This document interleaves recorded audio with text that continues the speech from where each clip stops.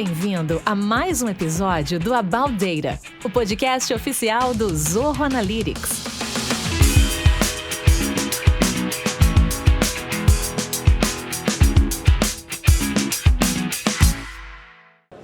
Estamos aqui gravando mais um episódio do About Data com o nosso ilustríssimo convidado, Abdo Júnior, Head de Dados. A gente vai falar de um tema super atual, que é... O tema é grande, gente, então eu vou parar para dar uma lida. Governança de dados na era da inteligência artificial. Como que a gente garante conformidade e segurança em ambientes complexos. E esse tema é super interessante porque geralmente a gente só pensa em governança depois que o lake está pronto.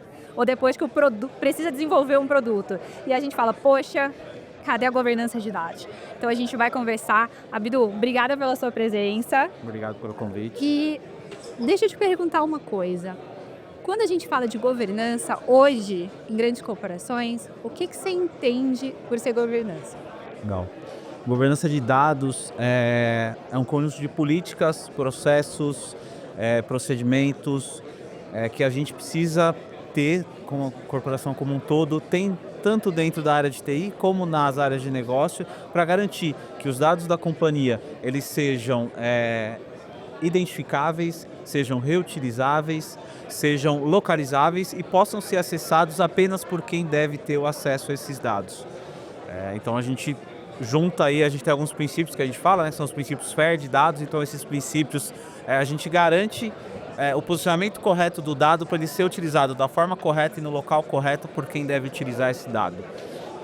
Então, governança é a primeira coisa que uma empresa tem que olhar antes de escalar dados, certo? Sim, a governança ela vai ajudar as empresas a não fazerem trabalhos que serão desperdiçados.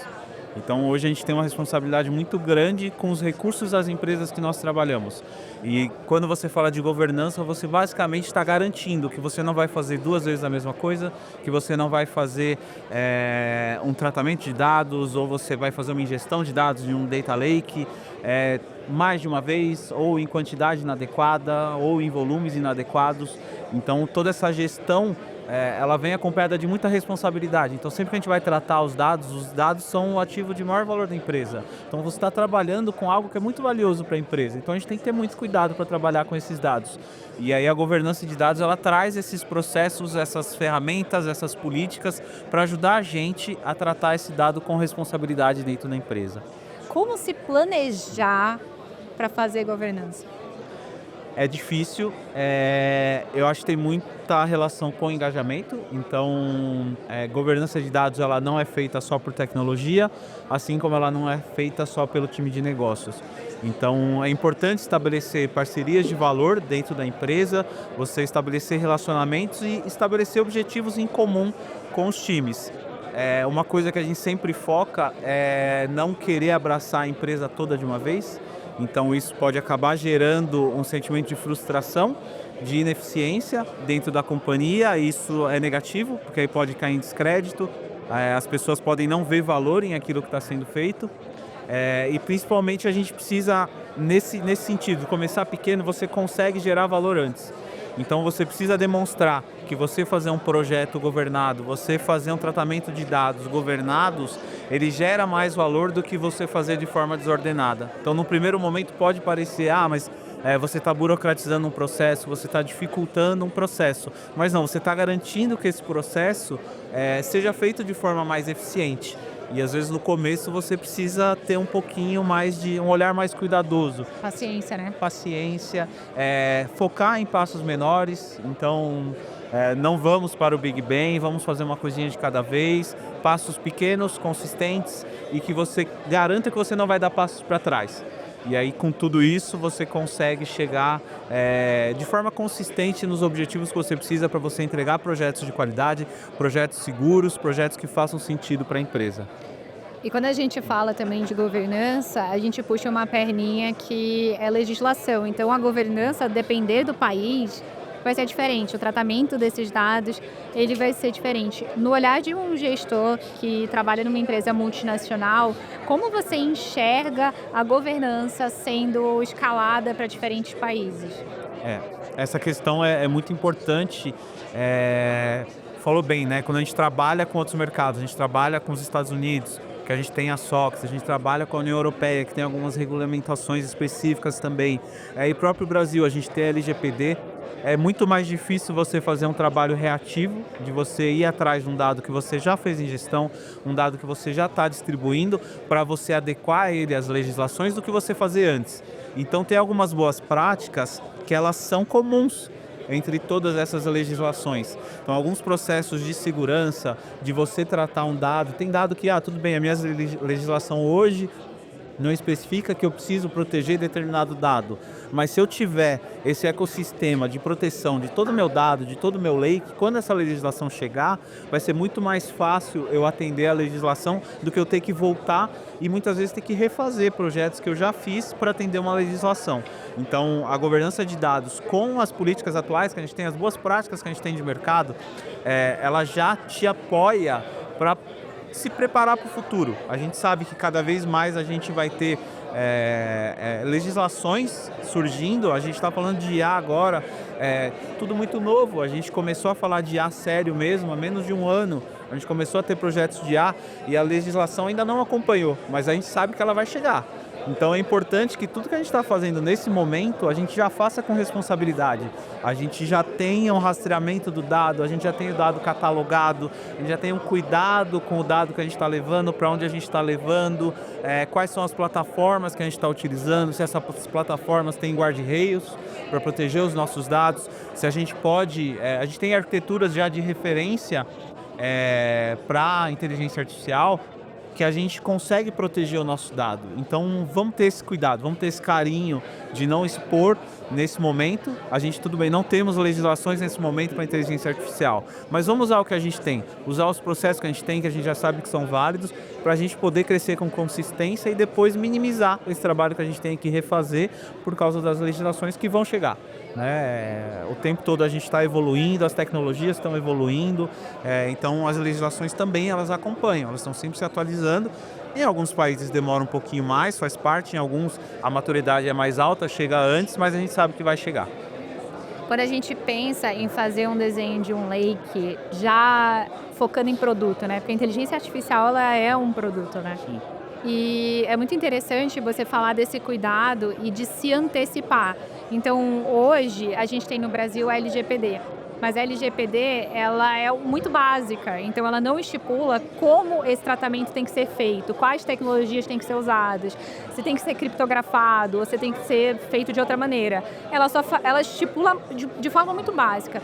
E eu queria que você comentasse assim, no cenário brasileiro, a legislação hoje voltada para a governança, como que está e como que você vê ela evoluindo? Sim. Embora a gente fale do mercado brasileiro, a gente acaba usando ferramentas que são globais, né? Então, pensando em LGPD, a gente tem algumas soluções que elas vêm empacotadas, baseadas em outras legislações que atendem plenamente a LGPD. O que a gente tem mais preocupação em relação à LGPD são as particularidades do nosso mercado. Então, a gente tem muitas particularidades do Brasil. E às vezes a lei ela é específica em alguns pontos, então o tratamento de dados pessoais, a forma que você vai tratar, ela tem alguns requisitos mínimos. O que a gente tenta fazer na preparação de um lake, na construção de um lake, quando a gente trata, por exemplo, dados de gestão, a gente tenta já, tudo que a gente está trazendo, a gente abranger esse cuidado. Então não ficar só no que a legislação propõe. Esse cuidado que a legislação propõe, a tendência é ele ampliar. Então, esse cuidado que eu tenho, por exemplo, com o CPF de um colaborador interno, sim, eu tenho que ter com os outros dados desse colaborador. Sim. Então, não é tão custoso, não é tão trabalhoso para mim trabalhar todos os dados de um colaborador da mesma forma que eu trabalho o CPF. Então, a gente já tem tecnologias que facilitam isso. Tem um padrão, né? Já temos padrões, então, por que não fazer? Entendeu? Por que já não se antecipar esse tipo de coisa que pode vir a surgir? Né? E pensando em inteligência artificial, Hoje, que nem você falou previamente, a legislação ainda não se adequou, porque foi muito rápido, foi um boom, a gente acordou, tinha o ChatGPT anunciando um treinamento absurdo e com dados públicos, e a gente começou a ficar muito atento, falar assim, poxa, eles usaram dados públicos. Que dados são esses, né? E todo mundo começou a acaloradamente conversar sobre dados, que até então isso não existia. Como que você enxerga esse cenário dos dados e da tecnologia avançando em ritmos diferentes? Sim. A gente tem uma preocupação muito grande com aquele dado que inicialmente ele não é governado. Então, nós temos dados de sistemas, o dado no sistema está governado, você transita para um data lake, ele está governado, você tem as políticas de governança. Mas a gente tem que ter uma preocupação muito grande com aquele dado que aparentemente ainda não entrou na sua governança. Então é um chat, por exemplo, na empresa, um colaborador conversando com outro, enviando um arquivo por outro colaborador com informações com o trabalho dele do dia a dia, e esse colaborador ele precisa ser conscientizado, porque a partir do momento que ele compartilhou um arquivo com outro colaborador dentro da mesma empresa, às vezes dentro da mesma rede, qual que é a plataforma que ele está compartilhando esse dado? Qual é o dado que ele está compartilhando? Porque não adianta nada eu fazer todo um processo de criptografia, anonimização dos dados, e aí a pessoa que realmente tem aquele acesso, que ela pode acessar aquele dado, ela abre o dado e compartilha com outra pessoa, que a gente já não tem mais esse conceito, a gente já não sabe se essa pessoa tem esse direito de ver, então vem muito da conscientização das pessoas. Então a gente precisa fazer um trabalho forte de conscientização, então a gente tem alguns programas de aprendizagem de dados, que vão ajudar dentro das empresas a conscientizar essas pessoas, e aí a gente está falando de pessoas comuns, pessoas que às vezes não têm tanto conhecimento de tecnologia, não têm formação de tecnologia, e essa é uma tendência cada vez maior, cada vez vai ser mais fácil essas pessoas trabalharem com tecnologia, porque as tecnologias estão ficando cada vez mais amigáveis. Então a gente precisa ter ferramentas tanto para capturar isso, então a gente também já temos tecnologias que ajudam a gente a capturar dados que estão sendo compartilhados, dados que estão indo para a nuvem, que estão saindo da empresa. Então a gente tem tecnologia está aí disponível na internet, que o pessoal entra e digita pesquisa e pode subir um documento da empresa.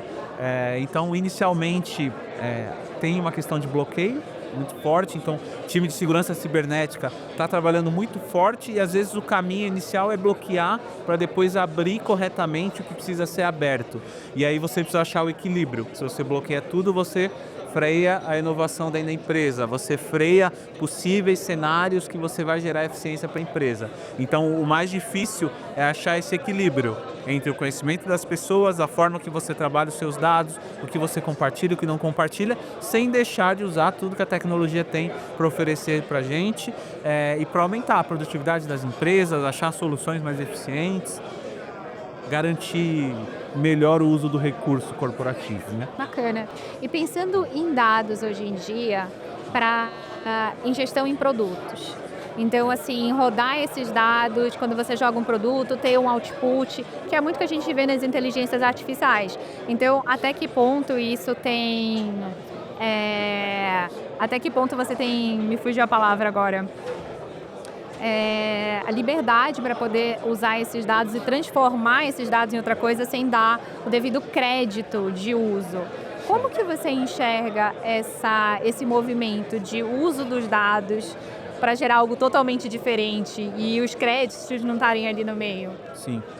A gente tem que ter os dados muito bem classificados dentro da empresa e as pessoas têm que saber com que tipo de dados que eles estão trabalhando. Então a gente tem algumas metodologias, por exemplo, você ter selos de governança de dados. Então a pessoa tem claro qual é o dado que ela está trabalhando, se é um dado que não tem selo, que não é governado, se ela está trabalhando com um dado que é exploratório, então algumas empresas chamam do dado bronze, que é um dado que ele tem alguma coisa governada ali, mas ele ainda é exploratório, você ainda não fechou o indicador, você ainda não tem um indicador corporativo oficial, e aí você vai evoluindo a maturidade do dado. E a partir do momento que eu estou trabalhando com um dado que eu sei que ele é certificado, eu sei que é um dado ouro, é muito mais fácil, porque eu sei que alguém já olhou para aquele dado, alguém já garantiu todos os padrões de governança daquele dado. E quando eu não estou trabalhando com esse dado, eu preciso saber que eu estou trabalhando com um dado que ele pode não ser totalmente confiável. E aí quando você fala de produto, de transformar esse dado em um produto, o processo de governança, de você amadurecer esse dado, amadurecer o selo desse dado, ele vem junto, ele vem embarcado. Então, é aquela questão dos passos que a gente falou, né? Eu não posso ter a ilusão de que eu, num processo de exploração, eu só vou trabalhar com dado Gold, dado que já foi validado, que já está certificado, que eu sei que aquele dado é 100% correto, mas eu tenho que ter a consciência, quando eu não estou trabalhando com esse tipo de dado, de algumas preocupações que eu tenho que ter durante o meu processo, para que quando eu fechar a minha exploração, quando eu formar um produto, eu for disponibilizar ele para uso, eu saber que esse dado que eu estou utilizando, ele faz sentido. Né? E aí, mais uma vez, entra a questão da inteligência artificial. Se eu tenho um indicador dentro da companhia que ele é reportado de duas formas diferentes, com duas formas diferentes, como é que eu vou garantir que a minha inteligência artificial está escolhendo o dado correto? Como que eu sei qual é o correto? Porque para um grupo, um dado A é o correto, para o outro é o dado B. Então eu preciso ter isso muito sincronizado para não correr o risco da minha inteligência artificial atrasar alguns processos ou tomar decisões, me fazer tomar decisões baseadas em um dado que não é correto. Legal. Algumas tecnologias estão surgindo e vem se falando muito também de rastreabilidade. E uma das tecnologias que está em voga, até por conta do Banco Central, é blockchain. Você enxerga a blockchain como sendo um aliado da governança quando a gente fala de rastreabilidade, de entendimento para onde esse dado está indo, como ele está sendo usado? Sim, blockchain é uma tecnologia muito interessante porque ela busca a colaboração, né? Então, quando você trabalha com colaboração, a chance de você conseguir garantir aquele dado, conseguir ter a certeza de que aquele dado está governado, ela é muito maior. Então é uma das tecnologias sim que a gente tem que ter no radar, mas também tem que ser usada com parcimônia para você garantir que aquilo que você está comunicando é exatamente o que você quer comunicar. E aí mais uma vez a gente entra nas pessoas, né? A gente depende muito da qualidade da comunicação das pessoas, a qualidade da troca e a forma que as pessoas estão lidando com isso. Ainda falando de blockchain, como que você enxerga a blockchain sendo utilizada em dados? Você vê alguma tendência específica? Como que você acha que no futuro blockchain pode ser usado nesse segmento? Eu acho que tem muita relação com a inovação, com Open Innovation, com colaboração entre empresas. E isso hoje ainda é muito difícil, exatamente por a gente não ter uma maturidade de governança dos dados dentro da própria empresa. Então, sempre que você falar de uso de tecnologias que você vai precisar de verificação fora da empresa, eu acho que é um passo que a gente não chegou ainda, tá? Pelo que eu vejo no mercado que eu atuo. Mas eu acho que tem outras empresas com negócios que são mais compartilhados. Então, se pegar mercado financeiro, mercado de telecomunicações, são mercados que eles já trocam muita informação entre essas empresas. Então, aí eu acho que entra mais forte a garantia da integridade dos dados, inclusive fora da mesma companhia. Mais ou menos o Drex, né, que está rolando agora, que ainda não saiu, mas a gente já vê, por exemplo, o mercado imobiliário se movimentando muito para usar o Drex, que basicamente são esses contratos executáveis em tempo real. Só que quando a gente fala em contrato, não necessariamente é um contrato entre duas partes, ele pode ser uma condição de uso, por exemplo. Então, a gente pode usar essa tecnologia para estabelecer a legislação. E aí, dentro dessa legislação, não pode furar, o sistema não vai permitir. Então, é bem legal e ele dá essa rastreabilidade. Legal. De tendência a mais, o que você enxerga, principalmente no Brasil? Hoje em dia, o uso de dados, você considera o Brasil um mercado maduro? Essa questão de maturidade é difícil, a gente compara muito com mercados externos. As coisas aqui acontecem um ciclo sempre, não vou dizer atrasado, mas esse ciclo aqui, a gente não é o primeiro mercado que as coisas são lançadas. Então, quando a gente falou de inteligência artificial, falando de linguagem natural, foi o grande boom aí do último ano.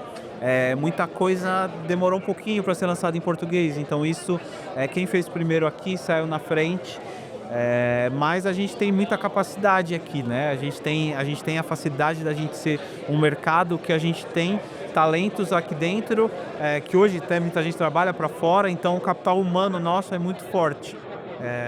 A gente tem, eu vejo sim a gente com muito potencial, vejo empresas do Brasil que têm números que se destacam fora do país, então o mercado que eu trabalho é um desses cenários. A gente tem uma eficiência operacional muito acima do que é vista em Estados Unidos e Europa, e tudo isso é motor para a nossa inteligência artificial, para a governança de dados. Governança de dados é um tema que ele sempre teve aí, a gente sempre trabalhou, mas ele voltou muito forte com essa questão da IA, exatamente por causa dessa questão da gente trabalhar o dado correto, trabalhar de forma confiável.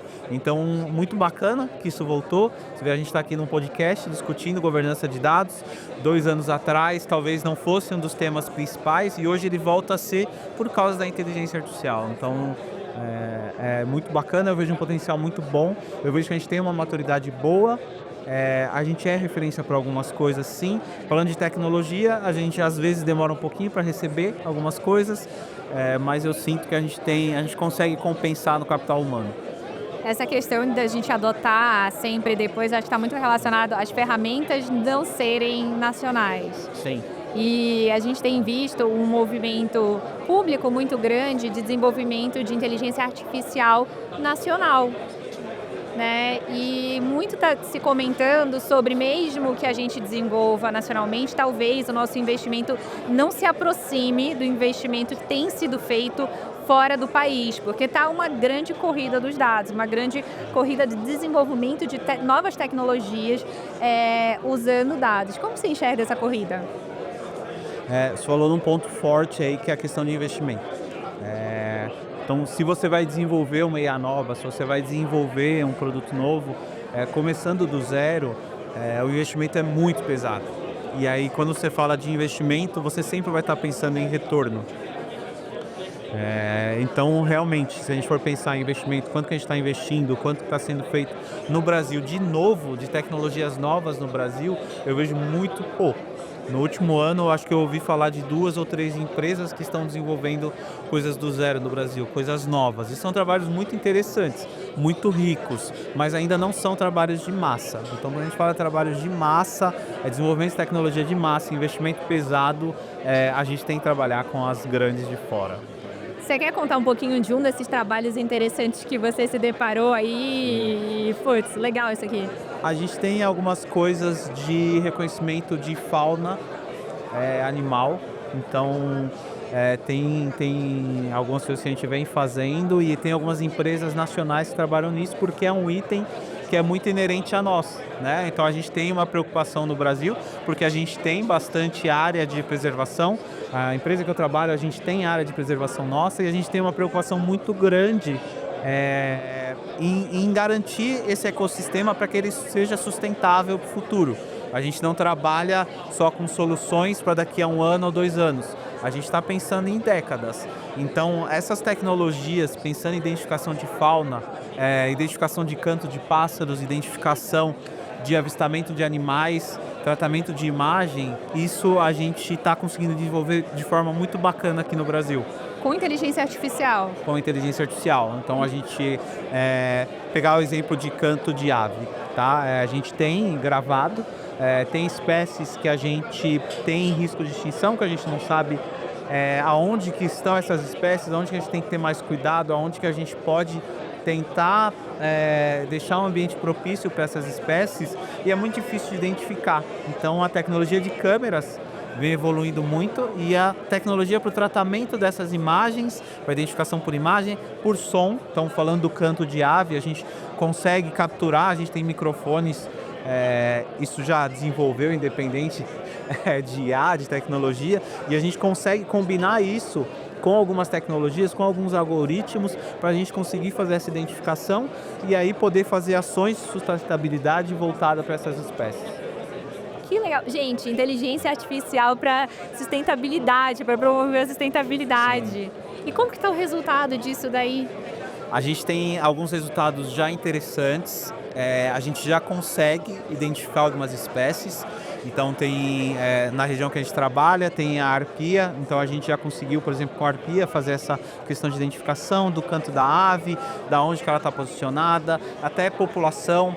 Aí a gente começa agora a trabalhar em diferenciação do próprio animal dentro da própria espécie, para você começar a medir quantidade, saber quanto que você tem.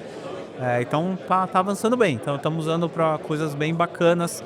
A gente tem espécies predadoras também, então quando a gente fala um pouquinho de agro, tem algumas espécies que elas podem acabar saindo ali do habitat dela e indo predar a produção. Então a gente tem também alguns movimentos que a gente pode fazer de forma sustentável para garantir o não incômodo das espécies, né, dos animais. Então nós que estamos entrando no habitat deles, não eles no nosso. Então a gente precisa ter o cuidado para não bagunçar, né, a vivência deles, esse ecossistema. E aí pensando no futuro, né? Então, assim, o Brasil, que é um país voltado para o agro, né?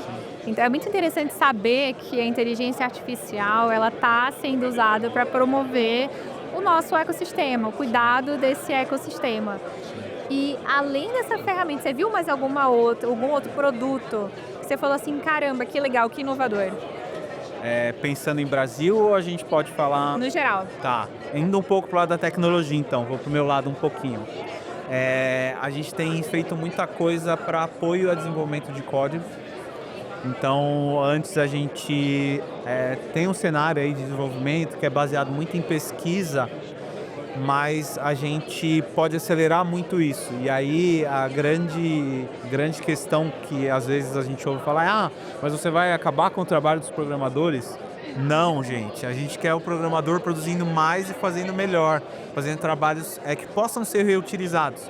E aí a gente volta lá na governança de dados que a gente está falando. Então, eu quero ter produtos que eu entrego com uma qualidade superior em um tempo inferior para eu poder fazer mais. Então, o nosso objetivo é aumentar a produtividade para fazer mais com o que a gente tem. E às vezes a gente fazendo mais, a gente estabelece condições para que a gente tenha mais gente trabalhando com os nossos assuntos. A gente vai conseguir crescer de uma forma que a gente tenha mais pessoas trabalhando com isso, mais pessoas aprendendo, mais pessoas se desenvolvendo e aumentando a eficiência, aumentando o retorno para as empresas, afinal, as empresas que vão fazer esse investimento. Então, essa parte de desenvolvimento, de apoio ao desenvolvimento, transpilação de código, escrita de código, melhoria de eficiência de código. Então a gente falou de recurso. Quando a gente fala hoje a gente usa muita coisa em SaaS, a gente usa na nuvem. Então eu só vou ter certeza que eu posso usar mais recursos se eu estiver utilizando esses recursos de forma correta. Se eu começo a fazer um projeto, esse projeto fica caro, a chance desse projeto morrer, porque ele não vai dar o retorno do investimento, é muito grande. Se eu consigo usar a inteligência artificial para eu utilizar os recursos de infraestrutura, os recursos tecnológicos de forma mais eficiente, de forma mais econômica, a chance de eu conseguir escalar esse tipo de projeto, escalar esse tipo de produto é muito maior. Então, é uso consciente de recursos. E aí, na tecnologia, isso tem apoiado bastante a gente. Isso é muito bacana, porque o CEO da NVIDIA, ele falou muito sobre essa questão de código e como a inteligência artificial, ela vai vir muito para fazer a parte do código que é mais manual. E eu acredito que é isso que você está falando. A gente deixar a parte manual para as máquinas e deixar a parte de inteligência para o humano, porque ela requer uma sensibilidade humana para poder entender os desafios e ultrapassar, né, ir para um novo patamar. E isso a máquina não vai fazer. Ela vai te entregar um output baseado no que ela foi alimentada. E para ir para o próximo passo, a gente precisa de humano.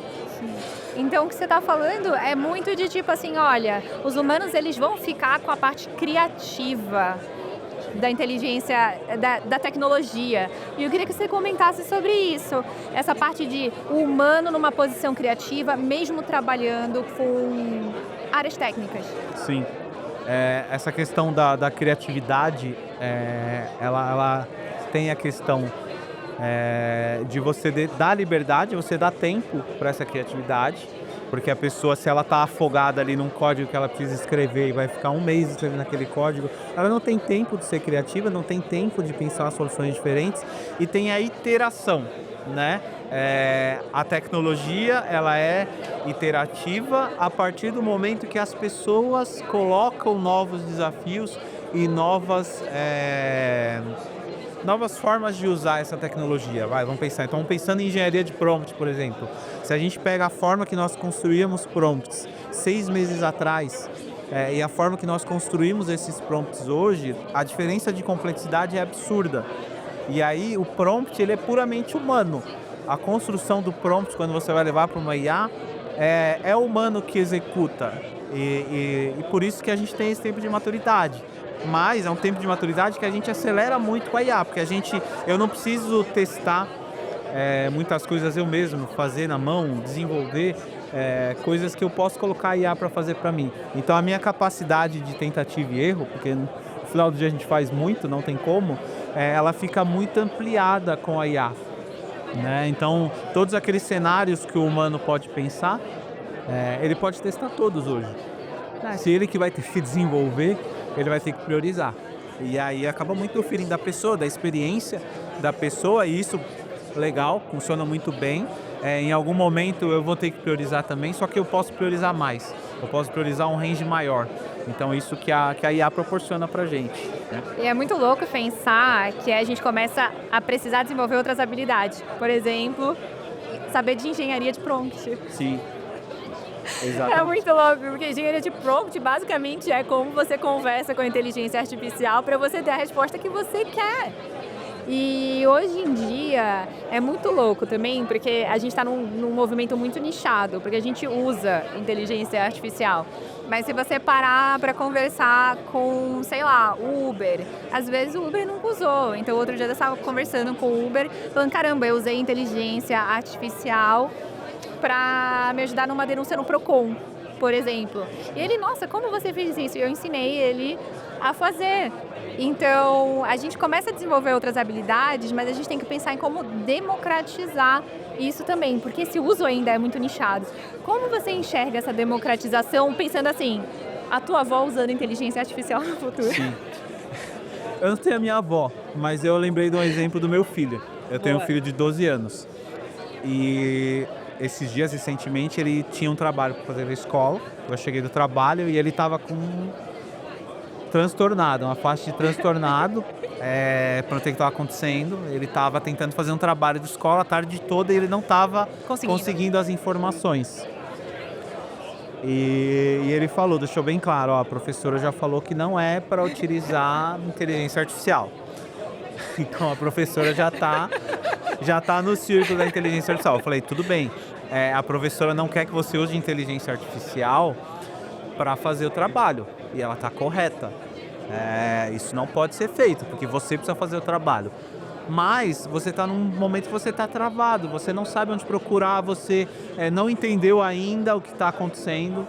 E aí eu peguei um exemplo de engenharia de prompt do trabalho. Que legal. Mostrei para ele e mostrei. Então aquela questão de você se identificar, quem é você? Então eu sou um aluno do 7º ano do ensino fundamental. Eu tenho que escrever da minha forma, com o meu entendimento, como é que eu vou entender. Então a gente foi conversando sobre aquilo e ele usou a inteligência artificial sim para ajudar ele a fazer uma pesquisa melhor. Então ele conseguiu identificar as fontes que ele precisava, conseguiu identificar aonde que ele precisava utilizar a informação, com a inteligência artificial fazendo o trabalho de ajudar ele a direcionar, né? Direcionar. E ele fez o trabalho, depois me mostrou, ficou super bacana. Legal. Não ficou artificial, não foi um trabalho feito com a inteligência artificial, ele entendeu o que ele estava fazendo. Então acho que é isso que mostra como está democratizando mesmo. Né? E eu acho que cada vez mais a gente vai ter pessoas, inclusive, usando inteligência artificial sem saber que estão utilizando. E aí a gente tem que tomar muito cuidado do que a gente vai disponibilizar para o grande público, o que essas pessoas vão utilizar e a forma que isso vai ser tratado. E aí a gente também, mais uma vez, a gente cai nos guarda-reios, né? Então a gente tem que ter muita preocupação quando a gente fala do grande público para o uso das inteligências artificiais. Até por uma questão de segurança, porque algumas dessas inteligências, elas usam os dados que estão sendo imputados ali, os dados dos prompts, para se retreinarem. investir. E isso não é falado. E assim, algumas pessoas colocam dados sensíveis, dados pessoais. Não vou longe, eu às vezes coloco. Se a galera diz alguma coisa pra mim, eu uso dessa maneira. Essa parte de segurança de dados, eu acho que a gente tem tanto a parte das empresas usando esses dados e tem a segurança dali, mas tem a parte do usuário, da pessoa física que está usando a inteligência artificial e não entende nada de segurança e está totalmente descoberto. Como que você enxerga isso? É muito perigoso, né? Porque sem inteligência artificial as pessoas acabam compartilhando aquilo que não querem. As pessoas acabam caindo em golpes, às vezes pessoas que... e aí a gente não está fazendo distinção de quem conhece tecnologia e quem não conhece. As pessoas tem gente treinada para não cair, tem gente treinando para desenvolver golpes melhores. Então, essa questão do dado pessoal, da forma que a gente usa isso na inteligência artificial, a interação com chatbots, a gente está chegando um momento que a gente está interagindo com sistemas, com robôs, que a gente já não sabe mais se que não é uma pessoa, se é um robô. E aí é muito perigoso isso. Então, a conscientização das pessoas, a aprendizagem de dados, tem se falado muito, aprendizagem de dados, data literacy. A gente precisa investir muito nisso como sociedade. As empresas estão investindo, está extrapolando a tecnologia, mas a gente precisa, de alguma forma, tratar isso como uma questão pública, né? Porque nesse momento a gente tem dados, por exemplo, de fotos e voz que se tornam dados sensíveis, porque você consegue pegar a foto de uma pessoa e gerar um vídeo, por exemplo, só com uma imagem. Com a voz você consegue gerar uma ligação e também praticar um golpe. E aí a legislação ela não evoluiu para isso. A governança, a maioria das empresas não está olhando esse lado de governança também. E a gente vai precisar olhar, só que eu tenho a impressão de que está mais lento do que deveria. E como que você enxerga essa sensibilidade desses dados? Porque a gente está falando de um uso de dados assim que já é meio que muito lá para frente, né? Quando a gente fala de voz e vídeo, a gente já é como se estivesse muito distante, mas está acontecendo agora.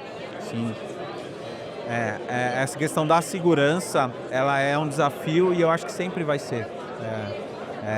O investimento na área de segurança ele tem crescido cada vez maior e a própria governança de dados, eu acho que a gente nunca teve tão próximo, né? Quando a gente fala de arquitetura de sistemas, antes a gente falava de arquitetura de sistemas, arquitetura de integração, hoje a gente tem a arquitetura de dados, a arquitetura de segurança. A arquitetura de dados e a arquitetura de segurança, hoje elas andam de mãos dadas. O tempo todo a gente tem que estar junto, a gente tem que estar interagindo, e aí voltando para o lado corporativo, a gente tem que fazer o que está ao nosso alcance para a gente tornar o consumo desses dados mais responsável, mais seguro, e a gente nunca está satisfeito. A gente não pode nunca estar satisfeito com o momento que a gente está, onde a gente chegou, porque as perguntas vão mudar, os problemas vão mudar, as tecnologias estão evoluindo. Então não é um trabalho que a gente tem início, meio e fim. Não é. A gente é um trabalho constante. A gente tem que seguir novas iterações, novas evoluções, porque se a gente se acomodar, a gente vai ficar para trás. Fica para trás. E você tem alguma experiência, alguma dica que você queira compartilhar e falar assim, caramba, tô enxergando isso daqui como uma super tendência, eu tô enxergando isso aqui como um baita desafio que as empresas vão ter que olhar no futuro? Indo um pouco, puxando a sardinha para o meu lado, indo para o lado da indústria, a gente tem muitas questões de segurança do trabalho. Então, segurança do trabalho é uma grande preocupação. Quando a gente fala de grandes empresas, a gente tem uma responsabilidade com as pessoas que saíram da casa delas, deixaram as famílias dela e estão indo ali ajudar a empresa a alcançar os objetivos dela. Então, a responsabilidade da empresa em garantir que essa pessoa volte em segurança para sua casa, volte para sua família, e faça tudo isso de forma segura é muito grande. Então, a gente tem uma tendência muito forte no uso da inteligência artificial para apoiar essas iniciativas. Então, falando, sei lá, em indústrias que tenham grandes máquinas, a questão, por exemplo, de embriaguez é um problema social que a gente tem, um problema cultural em algumas regiões. Algumas regiões não, no geral. Problema cultural que você hoje, com o uso da inteligência artificial, você já consegue identificar esse tipo de situação. Então você acaba tendo uma prevenção né, na questão da segurança de outras pessoas dentro do ambiente corporativo. Então a gente tem uma tendência muito grande em investir em tecnologia para isso, investir em inteligência artificial para isso, e o retorno é garantido, porque tudo que a gente faz hoje, pensando para prevenir, são iniciativas caras, que são robustas, porque muitas vezes a gente tem que atingir um público muito grande, a gente chega no nível de todas as áreas da corporação, e a inteligência artificial ajuda a gente a chegar mais perto, porque a gente tem imagem das pessoas, a gente consegue, através de câmeras de segurança, as empresas hoje já têm isso, já tem essa questão de identificação da imagem, então você já consegue, através de inteligência artificial, identificar comportamentos que coloquem em risco o colaborador e os outros colaboradores ao redor dele. Então eu vejo uma tendência muito grande de investimento nisso e de retorno rápido, retorno de forma robusta, de recursos e de qualidade de vida para as pessoas e de redução de riscos para as pessoas. Então a gente tem iniciativas muito bacanas nessa área de segurança do trabalho. É muito legal você falar disso, porque eu já vi alguns cases, mas muito relacionados à compra. Então a pessoa vai lá, pega um produto, coloca no carrinho e a imagem é identificada, tal produto colocou e vai contabilizando e depois ela vai para o checkout. Então a gente vê muito isso no varejo. Então eu nunca tinha ouvido falar de um case de segurança do trabalho. Isso mostra que a inteligência artificial tem N aplicações que a gente está explorando muito pouco desse potencial, não só no Brasil, como em nível global. E como você falou, aqui no Brasil a gente tem um capital humano absurdo, por causa das universidades brasileiras. A gente tem universidades federais muito boas, então o pessoal sai muito preparado dessas universidades.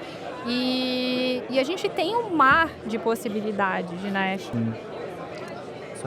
Não, com certeza. Você fala isso da questão das universidades, a gente vê que a gente tem núcleos muito fortes de tecnologia em volta dessas universidades. Então hoje, com a tecnologia, a gente pode, por exemplo, contratar pessoas para trabalhar para uma indústria como a nossa, que atua em São Paulo, Paraná, pessoas de Pernambuco. Então Pernambuco, a gente tem um capital humano incrível lá, porque a gente tem Universidade Federal de Tecnologia muito forte lá. Então é muito interessante você falar disso, porque realmente a gente acaba tendo núcleos que eram localizados, regionais, e hoje a gente pode explorar. A gente tem uma extensão territorial muito grande e temos vários núcleos, a gente tem uma riqueza de núcleos de tecnologia espalhados nessa extensão territorial nossa. E hoje a gente pode trabalhar junto com essas pessoas, e essas pessoas trazem riqueza cultural, trazem cultura diferente, pensamentos diferentes, e tudo isso engrandece. Né? Se você tem todo mundo que é igual, todo mundo que pensa igual, você vai ter soluções iguais. E a gente não é isso que a gente quer. Essa diversidade, né? Exatamente. Não, eu já trabalhei com pessoas de Pernambuco, estão destruindo, eles são muito bons. Tem um núcleo muito forte, é impressionante. É uma das coisas boas que trouxe da gente compartilhar tecnologias de relação, né? De relacionamento. Então isso tudo trouxe essa riqueza pra gente. Isso é muito bacana. Abdu, quero agradecer tua presença, o papo foi incrível. Foi muito bacana saber que as novas tecnologias que você conhece, não só a parte de governança, mas como isso se torna tangível também. Então, eu quero agradecer. Obrigado. Obrigado vocês pelo convite. Acho que sempre é gostoso a gente falar de tecnologia, sempre é bacana a gente falar de governança. E levar isso para mais pessoas, levar isso para outros grupos. E quanto mais gente falando, mais a gente enriquece o debate, mais a gente tem novas ideias, mais a gente tem novas oportunidades. Fechou. Pessoal, a gente vai ficando por aqui. Mais um episódio do About Data. A gente se vê por aí. Esse foi mais um episódio do About Data, o podcast oficial do Zorro Analytics.